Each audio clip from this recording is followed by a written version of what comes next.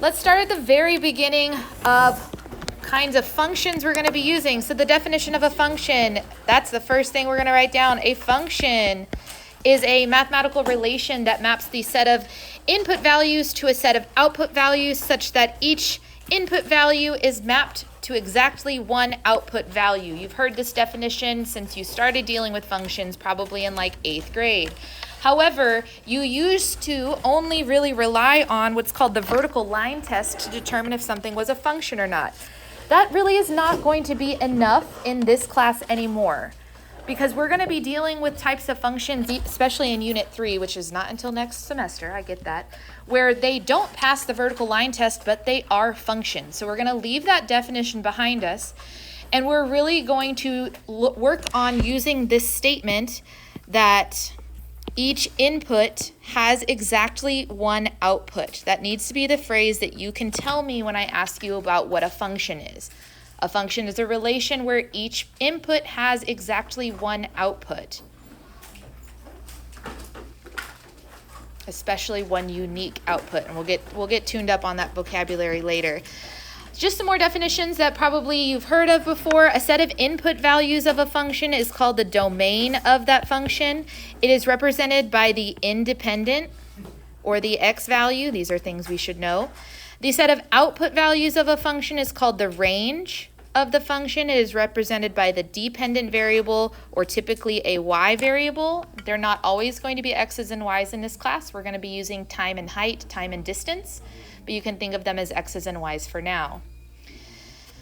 A function itself is positive, so the function is positive when the graph lies above the x-axis, meaning that the outputs or the y values are greater than 0. That's what I'm going to ask you about, whether a function is positive or negative. That's what I'm talking about, if the outputs are above or below the x-axis. Which means that a function is negative when the graph of f lies below the x-axis. Again, that's the function being positive or negative, not the slope of the function itself. Because being able to mathematically and correctly talk about functions is a big through line in this class, we need to make sure we understand how to talk about the graphical behaviors of functions. So not just whether the function is positive or negative, meaning above or below the x-axis. We're also going to be working on whether that function is increasing or decreasing, vocabulary you've already heard before. So an increasing function is going to be when a function has a rate of change that's positive, meaning it goes up. Yeah, as we read the graph like we normally read books and read graphs, it's going up. That's an increasing function. And a decreasing function, pretty obviously, is when a graph is going down. It may not go down in a nice linear fashion, but it is going down. If you were walking along the graph, you'd be walking downhill. Those things we've heard of before. So again, we've already discussed up at the top here whether a function is positive or negative. That's where it's above or below the x-axis. Then we can talk about whether it's increasing or decreasing, which is whether it's going up or going down. Two separate concepts. The new vocabulary for you today that you've probably never seen before is about concavity. When I'm talking about a graph being concave up, I'm talking about the rate of change of that function increasing. This is an example of a graph that is entirely concave up. What do you notice about this curve that we've highlighted? It doesn't have to be pretty math words. What do we remember?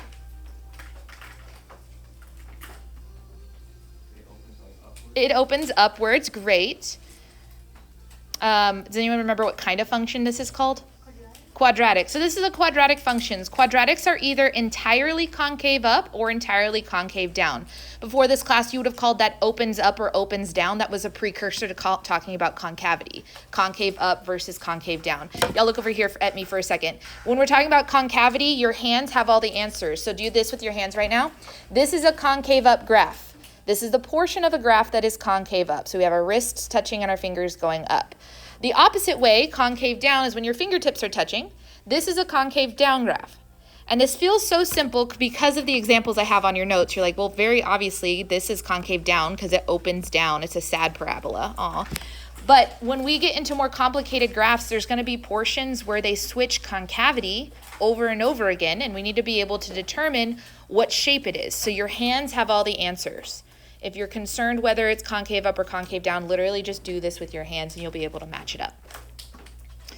But here's what's crazy cool is we can mix and match these things to describe different portions of graphs, like I said, that are both concave up, concave down, and increasing and decreasing. They change.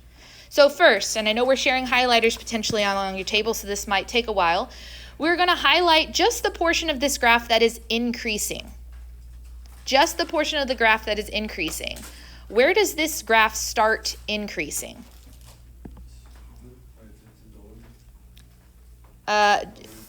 You're saying right here, just here?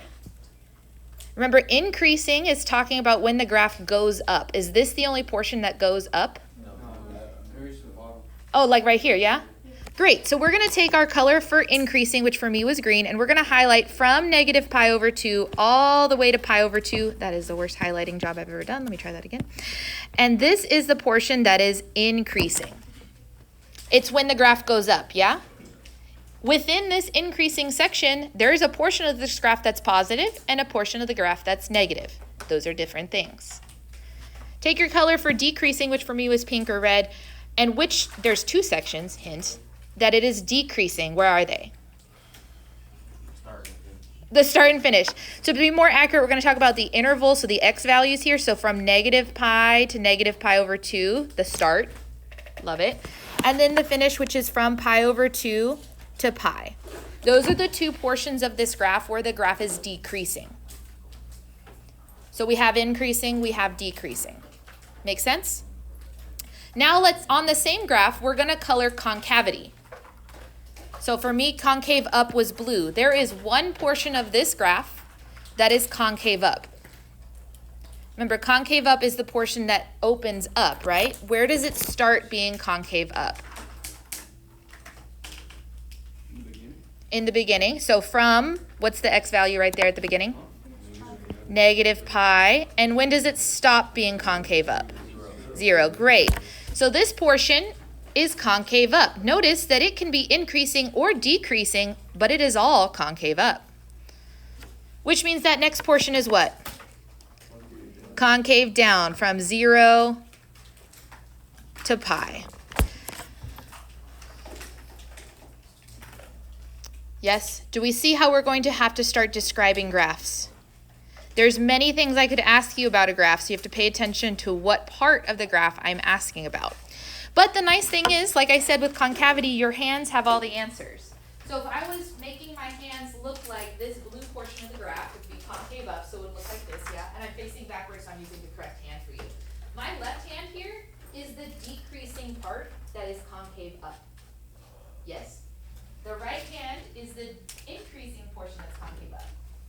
Vice versa. This one is increasing because it's going up, but it's concave down. Decreasing, concave down. So you have the answers on your hands for this sorts of things when we're describing the graphs, which is very, very helpful. Are there any major questions about this before we flip the page over? Yeah, so today is all about describing graphs correctly. That's going to be the main focus for today. On the back here, we got to talk about an important point, which we've already kind of discussed a little bit. When we're discussing these features on a graph, we're going to be writing the intervals where the graph displays those features, meaning we're going to use the x values that start and finish the portion of the graph we want to talk about. Okay, this is a set notation thing, so you may have two sets that need the union symbol between them. It will come back. I know Ms. Govea or any of your teachers from last year did a little bit of this with you, so it's in your brain somewhere.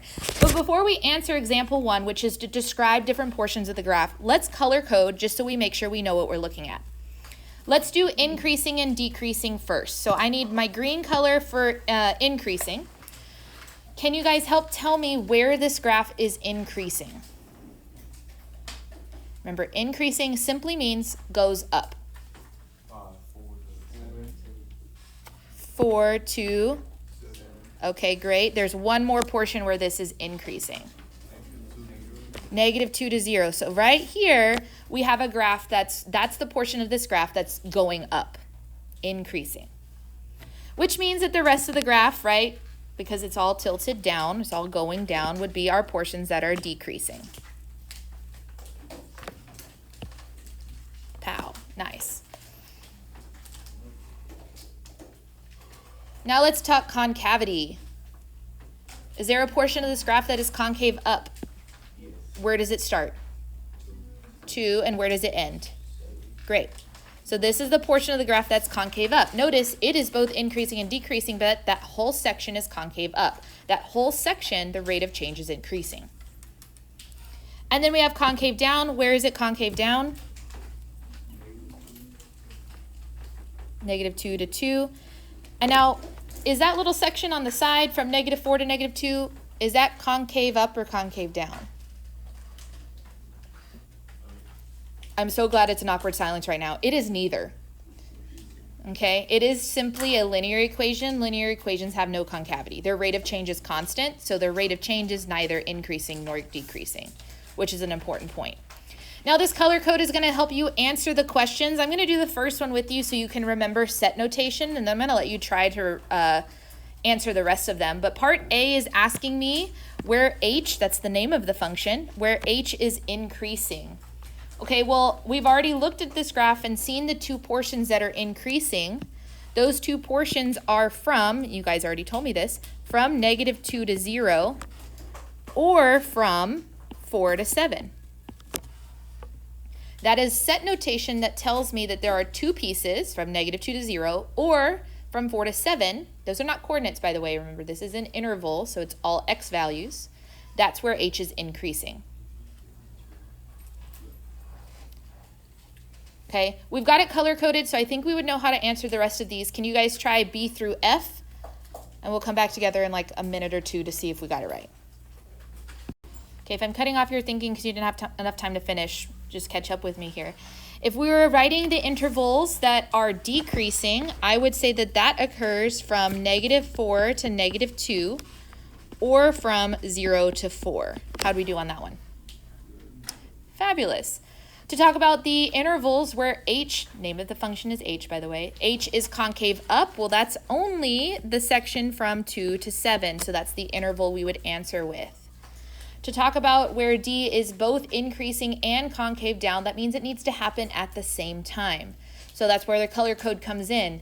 There is only one portion that is both green and purple at the same time, that is both increasing and concave down, and that is from -2 to 0. Likewise, there is only one portion that is both decreasing and concave up at the same time, and that is the interval from 2 to 4.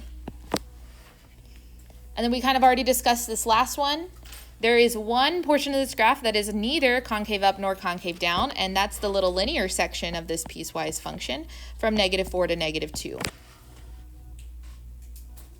How to do? Comments, questions, concerns before I go on?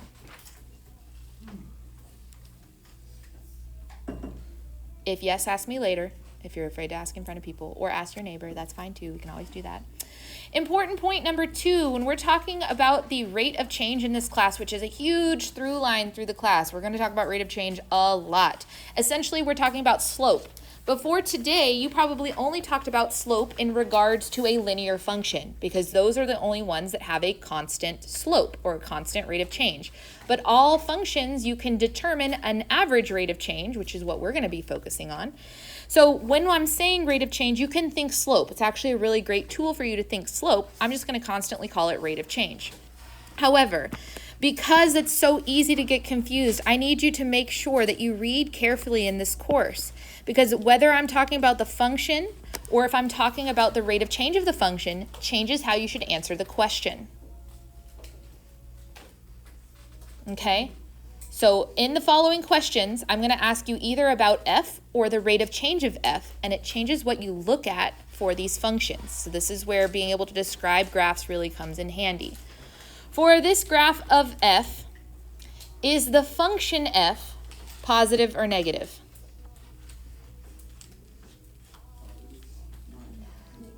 Okay, I'm hearing both, and here's why some of us are wanting to say negative. Because you took Algebra 2 last year probably, and you're like, wait, that is a exponential decay graph. You're right. However, I'm not asking if it's increasing or decreasing. I'm asking if the outputs, if f, is positive or negative. Meaning, is it above or below the x-axis? It's above, which means f itself is positive. So if you want to write a note to yourself, this would be above x-axis. And remember, talking about a function being negative means that's not how you write it, B. This is below x-axis. That's what I'm talking about when I'm asking about the function being positive or negative. But then I think we can confidently answer the next one. Is this function increasing or decreasing? Decreasing, because it is exponential decay. We know decay means decrease. Also, like if you were walking along this graph, you would be going downhill. Now the question switches. The rate of change of f is what? And I expect there to be a pause here. How do we answer questions about the rate of change of f? We need to be thinking about concavity. Is this graph concave up or concave down? Which hand motion does it match? Does it match one of the sides of this one or one of the sides of this one? Which one? If I was doing this with my hands, this graph matches this side, right? Is this concave up or concave down? Concave up. This is a concave up graph. Yeah, it's not fully a U, like it doesn't look like it opens up on both sides. That still means that this is concave up. It matches one of the sides of your hands that has the concave up characteristics, which is why your hands are so important here. What that means for us, concavity tells us about the rate of change. Concave up immediately means that the rate of change is increasing. These will always go together. Concave up means the rate of change is increasing. Not the function is increasing. The rate of change of the function is increasing. Concave down is going to mean that the opposite, the rate of change is decreasing. Let's try it again, okay? Now we've seen when we're prepared. Here's g. The function g, is it positive or negative? Why is it negative? All of the y outputs are below the x-axis. Okay, is the function g increasing or decreasing? Increasing. If we were walking along it, we'd be walking uphill. A really steep hill for a second, and then kind of a flat hill, but it would be walking uphill. Let's answer the concavity question, which I did forget to type the word concave right here. Please ignore. Is this portion concave up or concave down? Down, which means that the rate of change of f is what? Very good. So concavity tells us about the rate of change. Concavity tells us about the rate of change. And that's confusing because I'm going to go back and forth and asking you either about the function or the rate of change of the function. So we have to get used to what we're asking about here. Last but not least, we have this really cool question down here. Those of you who are really AP test focused, this is going to look like FRQ 3, which we are really not going to get into until Unit 3, but this is a great way of seeing how concavity can be asked about in a very AP manner. It says the graph of h of t, so the name of the function is h, the x variable is a t for time, yeah, and its dashed midline for 2 full cycles is shown. 5 points, f, g, j, k, p, are labeled on the graph. No scale is indicated and no axes are presented. The t-coordinate of f is t1 and the t-coordinate of g is t2. That's a whole lot of information that you don't really have to understand yet because there's no context to this problem. But I do want you to highlight for yourself though, and I just usually highlight with my pencil. It says the t-coordinate of f is t1 and then it goes from f to g basically. That's what it's saying when it's talking about these two right here, f and g. It's saying that little portion that I've scribbled in with my pencil, that's the portion of this graph we're paying attention to for these next 2 questions. Because the part 1 question says on the interval from t1 to t2, so from f to g, which of the following is true about h? Notice it says h, not the rate of change of h, so we're talking about the function itself. First things first, is this function positive or negative on that interval? How do we know that? Because the y values, remember there's no x-axis here, but if we look at the y values of this function itself, the y values are 4, I can't reach that one, and 0. The numbers from 4 to 0, aren't they all positive numbers? Yeah, these are positive numbers, which means we know that c and d are out because it says that h is negative. We know h is positive because it's above 0. The outputs are above 0. Okay, now we just need to know if the function is increasing or decreasing. You can just look at it for this. Is that function going up or going down? Down. That means B is the correct answer here. H is positive and decreasing. The y values are above the x-axis. or not the x-axis, we don't have an axis, are above 0 and the y values are going down. That might be something to write down for yourself. So we know that the y values are above 0 and that the y values are going down. This is sort of things you ask yourself to make sure you know how to answer this question.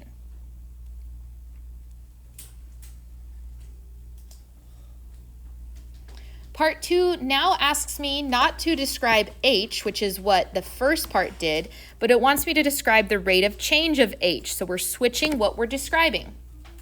Describe how the rate of change of h is changing on the interval from f to g, from t1 to t2. Okay, this sentence is a canned response I want you to be able to write. So this is something to put on a sticky note, put on your bathroom mirror, recite to yourself 3 times a day while you brush your teeth. I don't know. We need to be able to write this sentence from start to finish. I'm giving you blanks because it's the first day. The way you would answer this question would be writing the sentence. The rate of change of h is something because the graph of h is something on the interval from t1 to t2. Put like some exclamation points next to this. This is something we need to know. For sure, for sure. But let's talk about how to actually answer it, though. The graph of h, is it concave up or concave down? Concave down. Now, I'm going to use shorthand because I'm kind of lazy. CCD for concave down, is that okay? You can use it too. CCU will be concave up. On the actual AP test, you write those words out, but for me, we could be lazy. CCD for concave down, CCU for concave up. Because I know that this portion of the graph is concave down, what does that mean about the rate of change? Is it increasing or decreasing? That's the word you put in this blank. You will have to construct this sentence from start to finish, obviously, but the only 2 words that change every time is increasing or decreasing, concave up or concave down. So the rate of change is something because the graph is something. Those are keys for this sentence to get all the points there. Are there any additional questions right now that we can think of that we want to ask? Fabulous. Okay.